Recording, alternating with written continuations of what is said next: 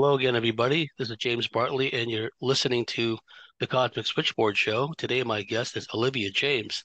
Olivia was born into the program by a family of drug traffickers. Olivia was trauma trained in programs like MK Ultra, where her mind was split to create alters used for missions on Earth and in space. She was used for espionage, occult, beta, and corporate programs. Olivia's main focus is finding her memories, using them to heal her alters, and hoping that her memories can assist others. Olivia is also an author of her own book telling about her story. So without any further ado, Olivia, welcome to the Cosmic Switchboard Show. Thank you. Thank you for having me. I'm really excited about having you on here, Olivia. Uh, if you will, please take us through your voyage of discovery, how you arrive at this point, and the milestones and the guidestones along the way. Where you began to recover and piece together your life and get on the job of reintegrating and healing. And so, please start wherever you're comfortable. Sure. I usually start, and this is kind of how I kind of put my timeline together, is I start at the beginning with my parents. Because that was a big impact on how I came to be into this, particular program. So I always start with saying I had really interesting parents, not the normal type parents. My parents were, um, in the 60s and 70s, early 70s, they were drug traffickers. So my father, he got recruited into Army intelligence when he was just 18 years old. So it was really interesting for a kid that young to be recruited for intelligence. And he was actually a code breaker on the German-Russian border. So that was really interesting for somebody so young to be recruited, in that particular program. He did a lot of work. And he also spoke German, so he was a translator too. And that was part of the code breaking because they were, you know, working on that kind of thing. So that was really interesting. But when he got out of the military, he kind of got hooked up with drug trafficking. And if anybody knows anything about drug trafficking in the 60s and 70s, I mean, it's not unknown that they were interconnected with various government agencies, that kind of thing. If you want to do research on that, anybody can find that information. So what he started doing was he was very good at, he was the one that would take it across the border, bring it back and forth. And as far as I know, there were tons of drugs, rooms full sometimes, according to the reports I've heard. There were rooms full of drugs at times. Lots of money. My mom was actually his, I don't want to say partner, but she helped him by doing the laundering. So she would go into the bank and kind of launder a lot of money. And according to her, they were making upwards of $50,000 a day sometimes. And that was a lot for the 60s and 70s for young people, 20, 21 years old to make all this money. And they had two young kids. It was me and a sister. But as he was doing that drug trafficking, he was getting really good. He was working with the cartels in Mexico for this. He was using a bus, he was using a plane. They used car. They went by car a lot. As far as I know, sometimes they would drive over the border and they would park and then take a boat. And, my mom would just be on the side of the road waiting for him to come back. And then they would make it all the way across the border. And a lot of times when I was young, she would tell me that she used a bus to get across the border with the drugs strapped to her. She said they never bothered her because she thought it was because she was American. But if you look at some research, they actually had a contract with government agencies to let these buses come back and forth. And so they wouldn't get bothered. Drug traffickers wouldn't get bothered.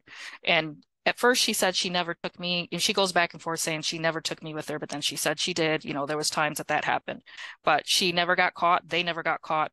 What really was the problem was after some years of being pretty successful in this and kind of living the high life, he got hooked on his own supply. So he became a really serious heroin addict. And that became his weakness. And he was taking the business that they had all the way down, making mistakes. You can't be reliable if you're constantly shooting up heroin. So what was happening is they decided that he wasn't doing very well anymore and they wanted somehow to get him out of the business. And they were doing these kind of like pop-up raids. So the first one didn't, it was kind of to scare him. a first kind of raid was to scare him and, try to get him away from, doing so much of the wrong stuff. That one didn't work. He didn't stop. And so the second raid, they finally, took him in.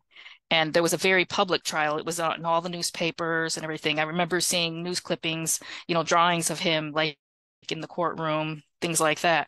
There was a big newspaper trial. He had like a really expensive lawyer. He was trying to get out of this. And what happened was at the end of this trial, they just dismissed everything. No matter and from what I know, my mom, she's still alive. She told me that it was a crazy day when the raid happened. It was like a TV movie. They slammed through the front gate with their cars, bust the door down, beat my dad up on the ground, took everything in the house, things like that. So she says that he just everything got dismissed. And all they said was they had the wrong name of the person. And right after that, he was hired by local government with no questions about his previous major drug trafficking, and no questions about his addiction. So they hired, a known addict and drug trafficker to work for the local government with no questions asked. So he pretty much got what he wanted. So as far as I know, he made a deal to kind of get out of this and to stay out of prison because he was afraid of prison. And in order to stay out of prison, he had to sign something over. And that was, he signed me over. He let them use me in order to stay out of prison. So that's kind of how I got introduced into the programs, is by him being afraid to do time. And I think maybe he thought that he could save everyone by just, this type of lifestyle is like unlike what people think. I mean, you're in constant danger. He was in constant danger. My mom told me that there was like always a threat of murder. They would have to hide on the ground. They had us hiding on the ground, little babies hiding on the ground, things like that because of, a threat saying somebody was going to come and shoot up the place. He had to have a bodyguard when he was doing this. There was a lot of danger in those times and in that kind of lifestyle. It doesn't go away. I mean, I'm not quite sure I don't know how he could get away from, the cartels, but I'm sure he had help. There was no way you can just, I'm done. I don't want to see you guys anymore. I know everything, but that it just doesn't happen that way. It just doesn't.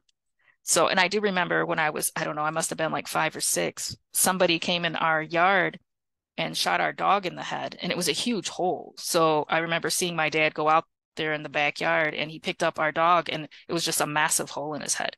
And I just think it's weird that we didn't hear any barking, we didn't hear any noise, nothing. Somebody had just crept into the backyard and did it. And he just ended up burying him in the backyard. He didn't report it to the police or anything. So, I mean, those are just strange things. You don't hear about things like that. So for me, I always knew something was different about me. I always felt different. I always felt kind of out of place and weird and kind of like a loner, quiet. I always felt strange, if that makes sense. I always felt like something was wrong with me. And I'm just coming to get these memories of, how I acted when I was younger was kind of out of the ordinary, just very, almost like, I don't know, I don't want to say like autism, but I acted different. I acted different. And in school, they had me in a specific class that was for more like special education students. I think they thought I needed assistance with whatever was going on in school, but they ended up testing me. And then they immediately had to move me out of the class because I had tested very high on a lot of academic, scores and that kind of thing. They had to move me out of that classroom. So what I can remember is like if I'm thinking, so a lot of my memories come from conscious recall, learning through meditation, my own, just memories, and then also working in hypnotic regression in order to get past some of those walls that I had, which were huge in my opinion, huge. So that was a lot to get past, to get to some of where, I can see what had happened and I can put all the pieces together. So as a child, like I said, as a child, there was a lot going on in terms of, what I had going on in my head. I did my day-to-day went to school, that kind of thing, excelled in, academics. But that was just something always behind the scenes that it's almost like you can feel something and you just don't know what it is, even as a child. Um, I'm gonna jump back and forth a little bit because that's how I can see it in my head. I'm gonna jump back and forth from the story a little bit. So how I really started to get memories is because of a job I had. I I got a job here on Earth, and this job was a professional job, and it was kind of like human resources, kind of interacting with a lot of people and, talking to them constantly. And there was something about it that I just started to have panic attacks every day. Like I couldn't handle it. I was crying all the time at work, and I didn't know what was wrong with me. There was something wrong. Something had triggered inside me. And it comes to find out through my own memories and my own, work on this, it was because this job was similar to a job they had placed me in on off planet in Mars in the corporate sector. So that's how it kind of bled through for me, and that's how it switched on and it triggered me. I mean, I could go and say there was other things, of course there were other things happening in my life that might have contributed, to reliving this particular trauma or relearning this trauma.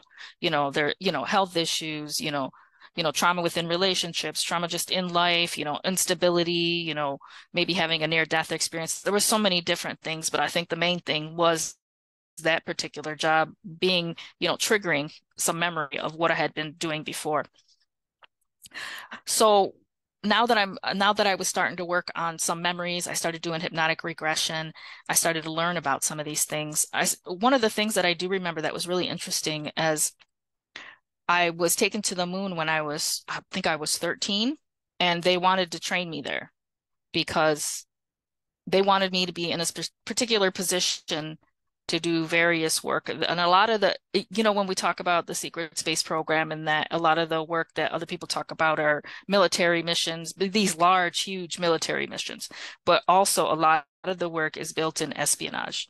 I don't know if people know that it's a lot of one-on-one, your infiltration, a lot of it is built on espionage, because you can win wars like that, just gaining leverage and, blackmail and thing. Those are big jobs. And I want to say some of the hardest jobs I did when I was in the programs was that, because that was probably the scariest thing, because it's like almost like these huge groups battling each other. It was scarier to me than a military mission, in my opinion.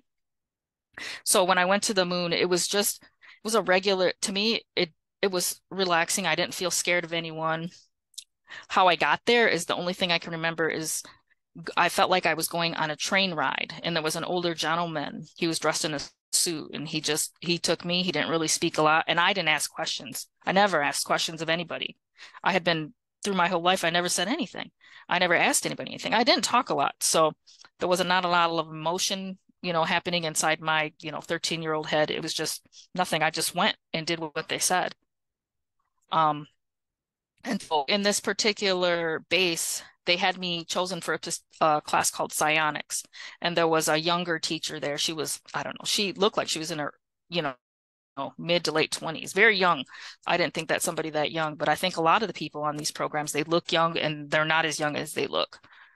But she was very stern with me and she was very hard on me. And I appreciate it now because I can see what she was doing. She was trying to keep me alive. So I remember exactly the thing she told me. She was like, it's one look and one word.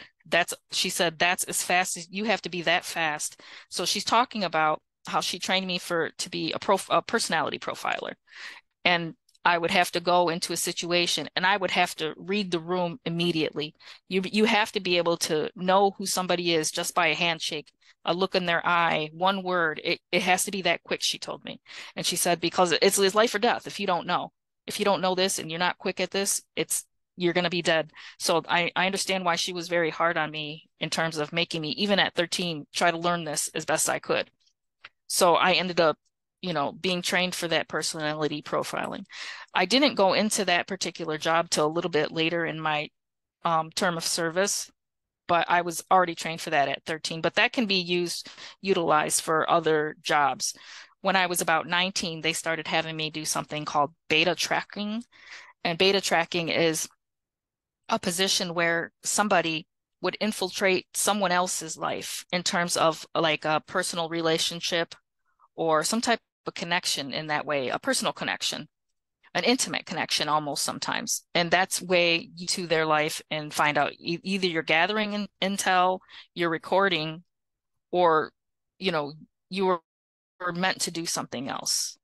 And if that means, sometimes people get harmed or hurt in a situation, that kind of thing. That's also what they had me doing from about 19 to, I want to say, about 29. When I was about 29, I got a promotion and they said it was for a job well done. And they took me to the corporate sector where I started doing profiling full time.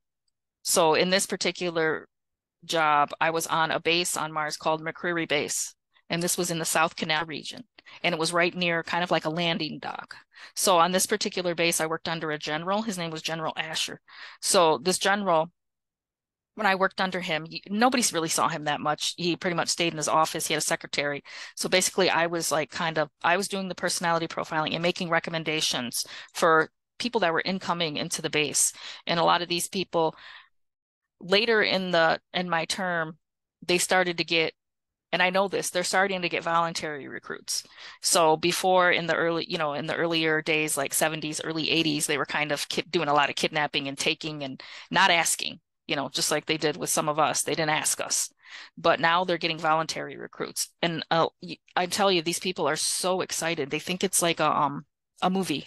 They think they're in a movie and they're excited to be on this planet and, doing work and, working for the government, that kind of thing. They're very excited. So I would just have them come in my office and I'd spend, I want to say it was about an hour. I usually don't have more than that. Usually I can profile somebody within, 5 minutes, sometimes even sooner than that. So I didn't really need to take the whole hour, but sometimes I would take an hour for an assessment and that way, and then I would send the paperwork up, to get approved. But basically it was just picking jobs for people, helping them figure out what job they should be in, what position they should take. If somebody had some type of ability that was noticed in their file, I would make a referral and send them out to a special sector because that's where I came from. I came from a special sector myself. So I would have to send them out. And I would come upon those people once in a while. Sometimes you can read them and sometimes because I have a little bit of mild telepathy. So if they have that, sometimes I can catch that. And that's kind of what I caught the most is somebody that could do that. But they would have to be retrained. They can't, I wouldn't put them, and there's a lot of different divisions for people to work in on Mars. You wouldn't think, but they have like an entertainment division. They have like a mining, other resources, water treatment, they have like the food, the agriculture. There's so many different ones that you can go in. I mean, besides, plumbing and, you know, whatever that they need in the basic running of the base. So, I mean, there were so many people coming in and they were coming in just from voluntary and they were um, telling their family that they were going overseas. Sometimes they would take a military term overseas, but actually they were going off planet and they would do, whatever, 4 to 20 years, however long they wanted to do it. And when I saw people getting returned, they called it retirement. They didn't call it age regression or anything like that. They called it retirement. That's what they called it. After your term of service, they said you're going to be retired, and they would sign these huge stacks of forms. I would sit with people and make sure they were signing the forms off. And people don't know what they're signing, and they don't care what they're signing, especially in this military faction that I was working for. I worked under Mars Defense Force. Nobody asked questions, and you weren't really allowed to ask questions. I never had anyone ask me a question in my office or question what I was doing or what I was saying, not once. It was kind of like a military mindset. You just keep going and you sign what they tell you to sign. So they were signing stacks of paper for their retirement that were consenting to being monitored when they get returned. You consent to be controlled and monitored by an outside subcontracted agency, because they have to keep an eye on you to make sure they keep all this secret and quiet and nobody knows what's really going on. People have signed for this and they don't realize you consented to this, and their signature's still out there, and they're very old school. They keep a lot of stuff on paper. They're a little bit worried about like computer hackers. So that's the reason for some of the old nostalgia where they're putting everything on paper and files. And, we had tons of files in my office, paperwork. They have a lot of paperwork, we're saying, and they're using a lot of very legal language, very generalized. They have something called like a standard issue. So as far as I know, some of these documents can hold up in even off-planet courts and Earth courts. So if we really gotta, inspired to, sue the government or whatever, they would show that these documents, they've been Earth court saying you consented to this. You said this was okay. That we have documentation right here that said you signed on the dotted line saying this was okay to do. So that I think that's interesting and that people should know that they're signing a lot of it away and they did consent to it. Not that it was, willing consent because we're not really consenting, but that's how they get around it by using these legal language documents and they call them standard issue, they're date stamped and you're also consenting to be killed if you're not following they call it like the status quo. If you're not following this in the vision of what they have, then you agree to termination basically. And we sign that on the dotted line before we retire, saying, yes, if I say anything wrong or do anything wrong, I agree that I should be terminated. And in the language, it looks more like you lose a job, but in actuality, it's you're consenting to being murdered because of your behavior here when you're returned. So there's so much within, I think people need to know just in the corporate sector that is it's taken over a lot of,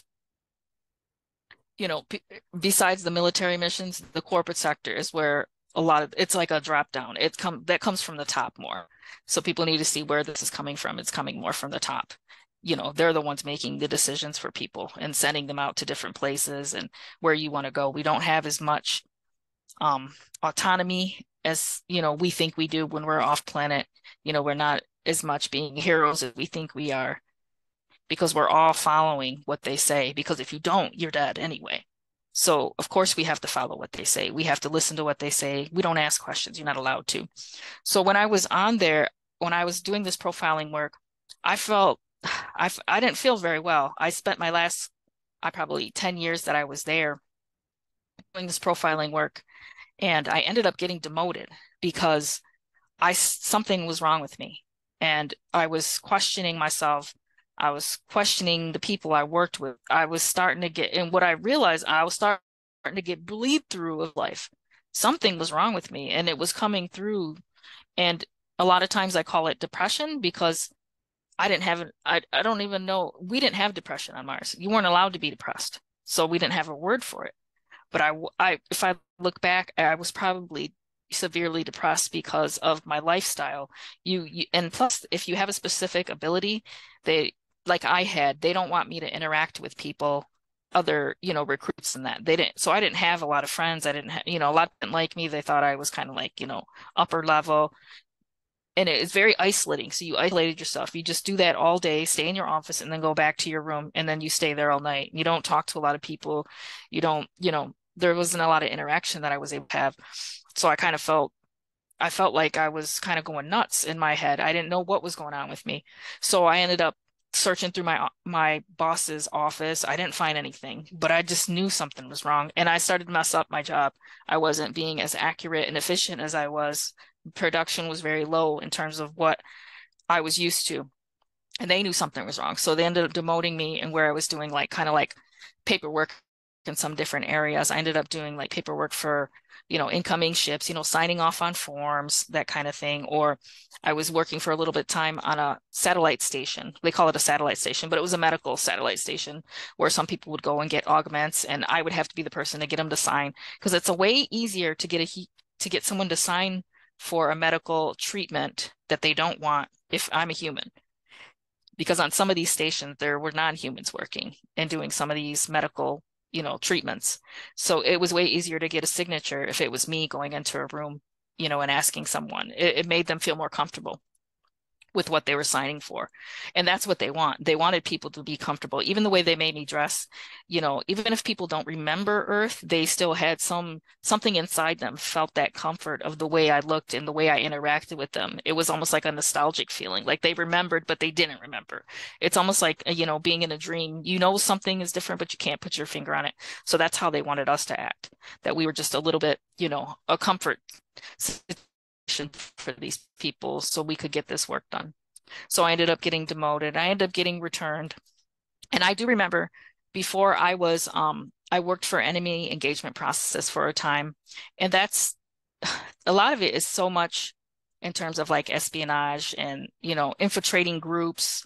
There's all these factions are fighting on Earth and off planet, and they all think they're the good guys, and they're all doing the same thing.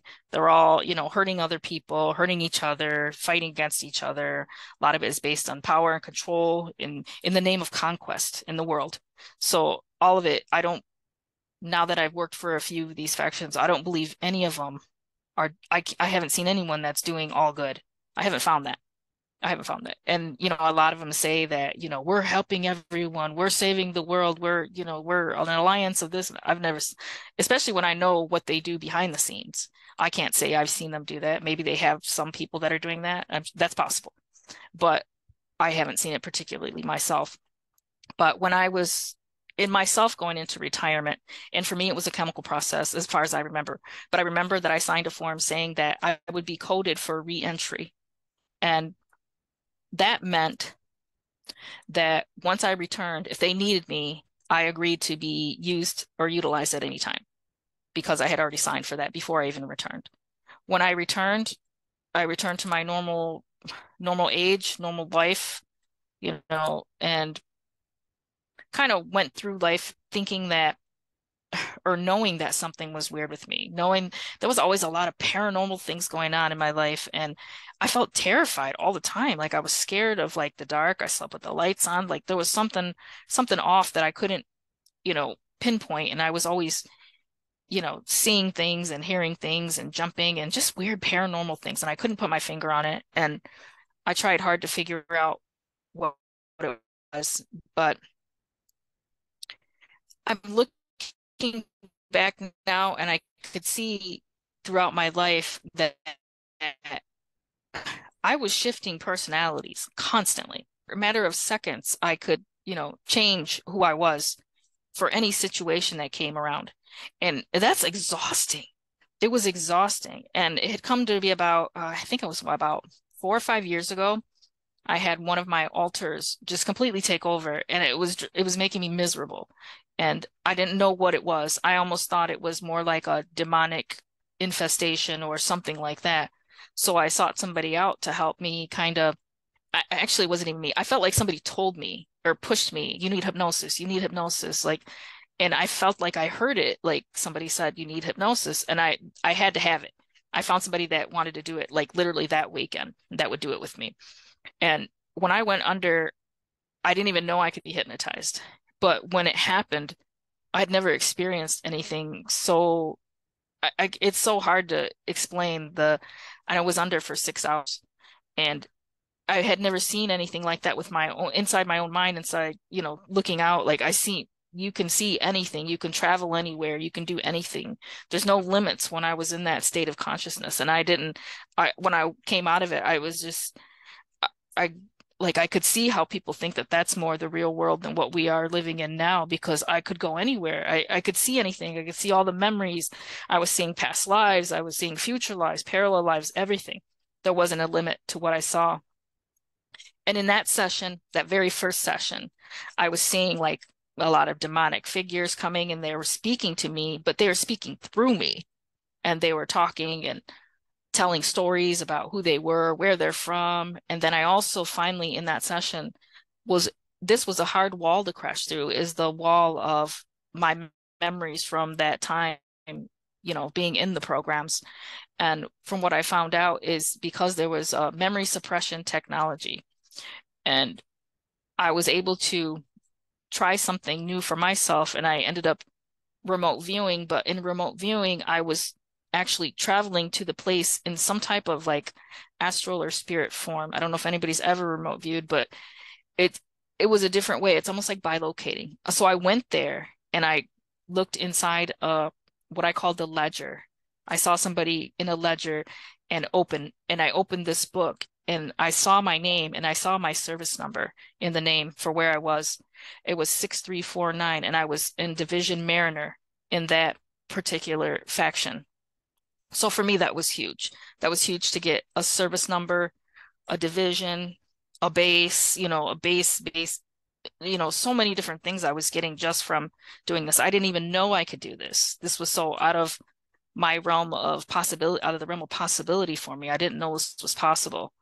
So I started to do it more and, trying to look for, I started meditating. I was getting, and something switched on at this time. It switched, it really did switch on. And I was getting a lot of conscious recall, but I was practicing a lot of meditation to try to get to these memories because I was almost became like obsessed with them. Like I have to know. Some people just have to know. I know some people don't want to know because of the traumatic things that happened, but for me, in my own mind and my own heart, I had to know the truth about everything. I didn't care how painful it was. I didn't care what I did or what I saw. I needed to know everything. And I still do feel that way. Like I need everything. I don't want to stop because to me that it's been nothing but healing to get the truth. And people think that if you think that you're afraid of it, for me, the truth is what I needed to heal myself. So I was, finding so much information. And I found a lot of, at that time, I was getting a lot of, then I started to get V2K. And that's when the V2K was very noticeable to me because I didn't even know if I was getting it before because my altars were shifting so rapidly. But now it was very distinctive and it was very clear. And they would say things like, as soon as I started meditating, I would get to the relaxing point and I would hear them say, if you come any closer, we're going to take everything from you. Or they would put pictures in my mind of, things happening to family members, harm coming to me, threats, a lot of threats. They tried to see if they could control me in a way to where I would harm myself. Like, and these aren't your thoughts. You might be sitting watching, a sitcom or something, having a snack, and then you hear in your mind, go in the kitchen and cut your finger off. I know that's not me because I don't think like that. And if they were smarter, they would know that wouldn't work with me.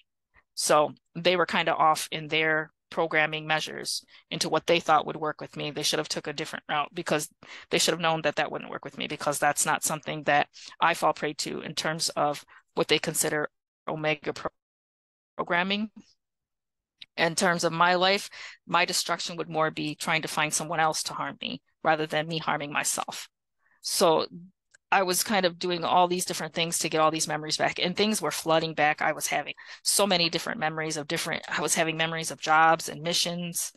I was doing more hypnosis, and what I was figuring out is a lot of it kind of went into not just the espionage, but a lot of occult areas where I was finding out about some of these occult things that I had been involved in. And for me, it was really eye-opening because I want to be honest, I was scared of everything. I was a very fearful person. A little mouse almost, like I was very mousy, like very terrified of anything, scared of the dark even. And I'm like, why would these things be trying to infiltrate my life? And I I grew up kind of semi-religious. I am not now. I'm more spiritual. But demons are trying to possess me. They're trying to take over my body. I'm afraid. I'm terrified. And they would contact me a lot. It was getting to where it was almost daily or nightly or weekly. I would have something try to speak to me in my head, or when I was sleeping, try to put their images in my mind and say, and they always said the same phrase. It was always, let me in, let me in, let me in, and trying to talk to me and things like that. I literally was terrified. I was hoping, I thought I needed an exorcism. So I was doing a lot of hypnosis and I was able to get to this point where I was remembering past lives. And I was seeing these, and these past lives have been so helpful to me to really get a grasp on a reason why they thought I was good for some of these programs. So one of the past lives that I saw, and this was really interesting. I saw myself as something of a dark entity myself.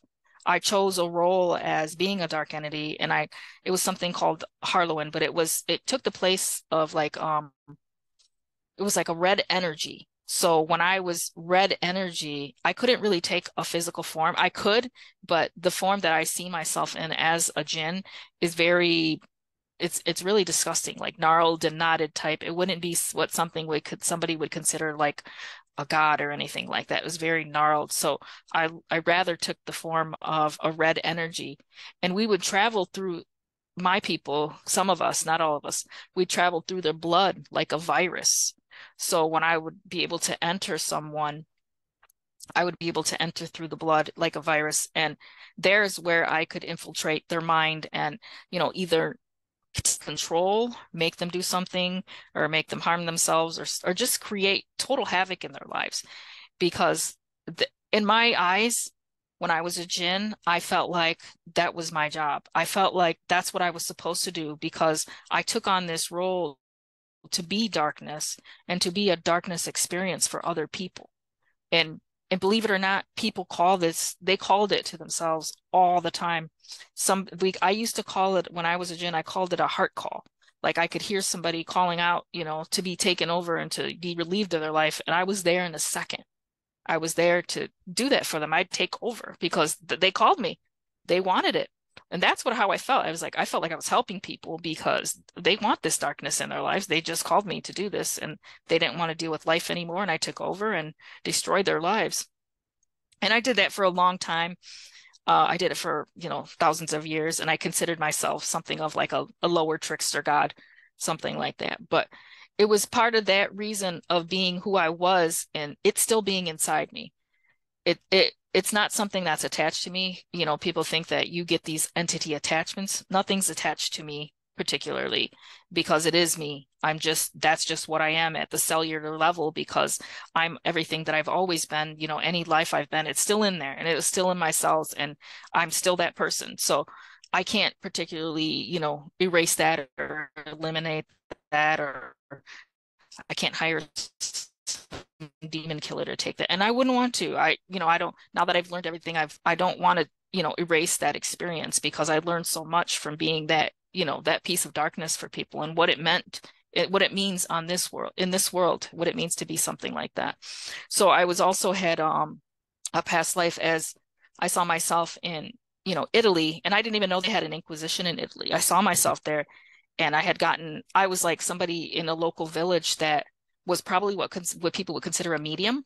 And, I thought I was helping people. They wanted to talk to their dead loved ones. And I was, seeing people in my house and, and then these men came to town and word got around what I was doing. And lo and behold, a few days later, they came to my house, pulled me, dragged me to a wagon, punched me in the face and everything and took me to, pretty much a dungeon where they tortured me for days. And I was really angry at that life. In that life, I built up a lot of rage toward the end of my death.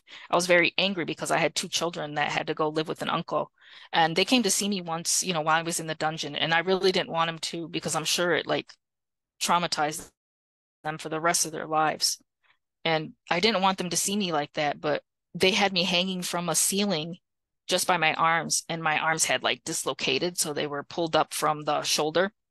And I actually died from dehydration and starvation. It wasn't particularly from being burned at the stake or anything like that, because they wouldn't feed us or anything until you said what they wanted you to say, and I never did. But towards the end, I was so angry. I was so angry at these people for what they did to me, and I was just trying to help people. So that anger kind of stayed in me, and it's I still feel it sometimes, like when I feel like somebody says something about me that's not true. I feel that like, oh, I almost feel like I'm pushed back there. Like, they're targeting me. They're saying things that aren't true and making me seem like I'm somebody that I'm not, in order to, and they're trying to make me, denounce what I am and, make me apologize for being what I was at that time.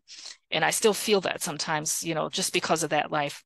But where I was going with this is that when I was a younger kid, I don't know, I must have been like 8 or 9, um, I had just been taken out of this program. So for where I went and did my MK Ultra training, it was at a psychiatric hospital on the East Coast. It's a girl, but I particularly don't remember how I would have been gone for 6 months and nobody noticed unless they just agreed to it and let it happen. I did ask my mom once, did she ever notice me leaving at night? And she said it's possible.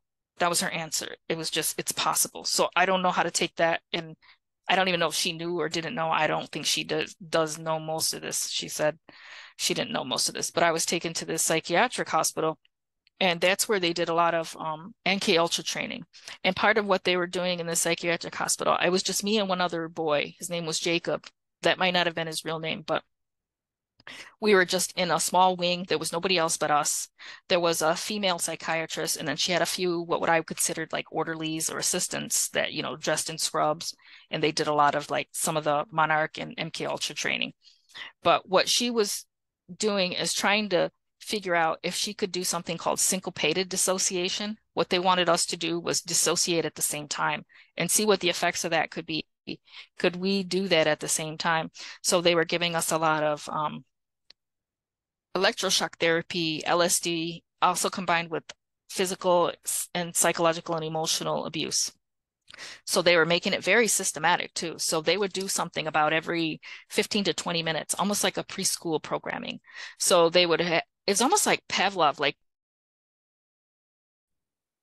we were learning to anticipate the pain and too. They would come in, they would hit you, they would try to, not give you any food. You couldn't use the bathroom. They wouldn't let you do anything. You couldn't talk, they'd slap you, hit you in various places, and then also with the electroshock therapy. But we got to a point, me and this other child, where our they figured we did dissociate and we left the body, we escaped the body to escape this pain and the suffering. We would leave the body and kind of like our spirit would kind of like move around the room and that kind of thing and just watch to avoid what was actually happening inside the body. There was a lot of like sexual abuse, that kind of thing. They were trying to train us for various different things.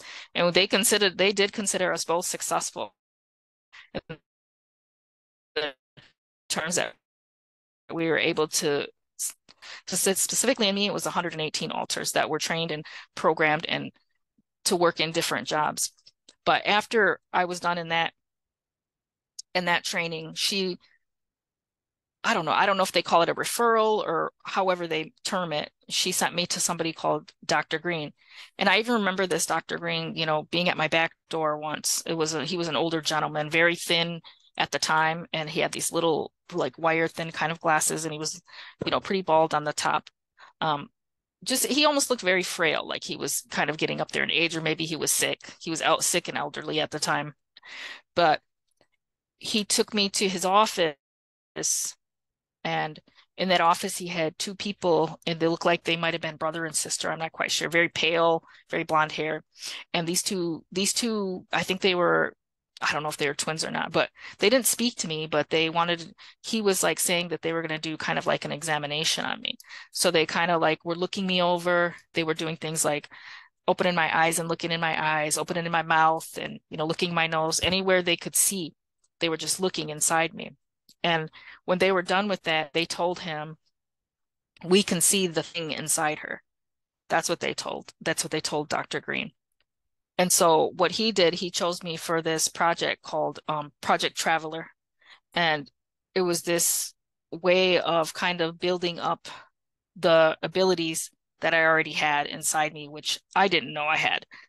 And it's a way where I can be I can allow myself to be voluntarily possessed by another entity, and it doesn't harm me, doesn't make me sick, it doesn't make me tired. I don't get psychologically or physically harmed by it. So it can happen and it can go on for hours, and after it, I feel fine. There's no trauma to me in any way. So, and if people don't know, these are very sought after kind of programs and people in these programs because people don't know how much power is behind this dark side. It's just like waiting to be released. And that's kind of what they're seeking out. And there's a lot of factions, a lot of kind of like elite families that are utilizing this program in order to gain access to this particular realm. So when I was older, they started using me selling me basically under Monarch Solutions for something like for this Project Traveler, but there were these families that were purchasing this. And when I would go to these houses, they were actually really nice to me. They didn't hurt me or anything because this is a way for them to be connected to what they would call like a personal daemon. And that means, they get to be attached to their God. They get to, connect with their God and, these kinds of things. And some of these, and like I said, I got treated really well because why would they harm me if I'm bringing their God through? So these were some times that I didn't feel too bad. And I would lay down and go under trance for them and let something take my body over. And a lot of times the people were very excited, and sometimes I had people that just wanted to have dinner with their God, and they just, they let me eat at the table, and they just watched me eat, and they would talk to me, and some of them would ask questions about business and things like that. So a lot of these families, they think they're keeping their status, their financial status and power by their connection to these familiar spirits. But from what the entity told me, he always says that, or they say that they don't know what they're talking about, and that's not them that do anything for them, really. It's, they were born into wealth, so they have wealth already when they, come out of the womb. So it's, they're already set up, but in their mind, they think that through the generations, by keeping this familiar spirit, that and keeping reverence to him and praying to it and offering, pretty much is what they say. They call it food. And they think that that's how they stay in power, but it's not really. It's just a way for them. It's a way for these entities to keep being fed. And, when they say that, the entities tell me that that's how they live, and if they don't have followers, they will die. They said, you will see the death of the gods if no one believes in me. If we stop believing in them, they're going to die, they said. So that, if you were to shut your mind off to everything that you thought was in the demonic realm, they would start to starve and die, pretty much, from what they say. They said they need followers. They need people to believe in them to make them live. They always say that. So they were doing these types of, and I was doing this quite often, and I guess I was good at it. And I still am kind of good at it. I just have rediscovered being able to do this. So sometimes I'll do this under hypnosis, and I've gotten so much information just allowing myself to be voluntarily taking over and to have whatever wants to come through, just speak. And I always thought, like, my whole life I was terrified of these things, and now I see there really was nothing to fear. It has taken a lot of the fear away from what I thought was real. It's taken a lot of the fear, being able to see how something could be inside me and not harm me, not threaten me, not try to kill me, nothing. And just speak on what it is, what it wanted, what it does, and then leave, and leave quietly into back to the other realm, and not try to, harm me in any way or harm anyone else. I mean, they can get a little feisty at times and they put a lot of emphasis on respect, because in where we're from, I mean, like jinn and other things, there's very much a hierarchy, and they take respect very seriously. So if you come and you don't show the respect to what they consider themselves as gods, if you're not coming there with, a respectful manner, that it's going to be an argument. So they start arguing with anybody that doesn't come with respect. And that's happened before with different hypnotherapists. If they're not showing respect to this, it will become like an hour-long argument. So I'd rather just avoid that. So I tell people, don't argue with them, let them say what they need to say, and they'll leave. They do leave. But actually, I've gotten some of the most information I've gotten is from these entities. They tell everything. They tell how they have got contracts with the government themselves, because they're utilizing them for various things. Like, they can give information. They know that they have this gift. They have this gift of, all-knowing power, all-knowing sight. They're from a different realm. They can give you more than we even realize. So I guess I'm taking the risk for people and, getting that information. I don't recommend it to anyone else, because I don't believe anyone else, or I'm not saying anyone else in the world, but not a lot of people are going to have this ability to just allow this to happen and, not be harmed by it. When I was really young, after Dr. Green had found me, they were doing some experiments where, when they found out I could do this, or what I was, they would put me in a dark room by itself, like sensory deprivation, nothing in the room, just a chair. They would have me sit in the chair. They'd have me hooked up to IV. They didn't feed me anything for days. They were trying to measure some type of the output of what would happen when I would let something take over my body, because some of that is measured in energy. You can measure like specific electrical, output and things like that, because a lot of it comes from my solar plexus. A lot of that, power or whatever it is comes from there, and then top of my head too. So they were trying to measure that, but I thought it was really weird that they wouldn't feed me, they wouldn't give me anything, but I didn't get hurt, because these entities kind of kept me alive. they kept me alive. They sustained me through this, treatment that I was receiving from humans. So it is very conflicting in me. It's hard to think of, like, I'm being tortured by humans, and a dark, supposedly what they consider dark entity is keeping me alive, and it was trying to protect me. So it's really strange, and I understand that, to even hear this story, because I too felt a different way about it when it was first happening, and what I was seeing. I was conflicted myself because of the way I was taught, in certain religion, religious views and beliefs, the way I was taught that this is, if you're going down this road, it's all bad, it's all evil, you're just, you're a bad person for doing this. And I'm like, I know what I was. I'm not trying to harm anybody, I want to help people, but I can't take this part away, and I can't help that these beings feel that in me, and it's almost like being on the same frequency. And that's what they say, that I'm a kindred spirit, so they can see me anywhere. They said, we know you, we know our people here on earth, and we know how to find you. That's what they tell me. That's why they found me. They said, we can see you, because of who I used to be. They used to be able to see who I was. So those are some of the, kind of different places where I kind of got into. Do you have any questions about any of that? Or I know I kind of Oh no, talked pretty this is fast. quite interesting. I think it'd be a good time to take a break. Could you give our Okay. listeners an idea of how they may be able to reach out to you and talk about how they can obtain your book? Yeah, I have a book on Amazon. It's called Gray Mouse, Sex, Space, and Mind Control. I'm working on my second book. It's almost done. It should be out within the next couple months. And I'm on Facebook, Olivia James. It's me you can notice me, it's me with a mouse on my shoulder. Yes, and we got a lot more to go through in the second segment. We're just getting started here.